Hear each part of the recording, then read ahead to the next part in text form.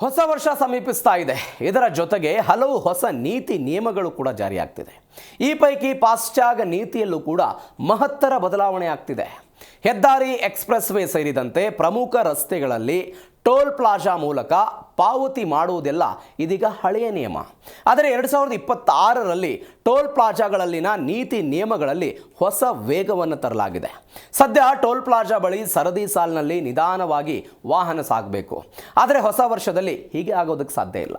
ಇನ್ನು ಮುಂದೆ toll plaza ಬಳಿ ಕಾರು ಸ್ಲೋ ಮಾಡಬೇಕಾಗಿಲ್ಲ. ಗೇಟ್ ತೆರೆಯುವವರೆಗೂ ಕೂಡ ಕಾಯುವ ಅವಶ್ಯಕತೆ ಇಲ್ಲ. ಕಾರಣ ಏನಂದರೆ, ಹೊಸ ವರ್ಷದಲ್ಲಿ ಟೋಲ್ ಪ್ಲಾಜಾಗಳಲ್ಲಿರುವ ಕ್ಯಾಮೆರಾ ಸ್ಕ್ಯಾನಿಂಗ್ ಪಾವತಿ ವ್ಯವಸ್ಥೆ ಬದಲಾಗ್ತಾ ಇದೆ.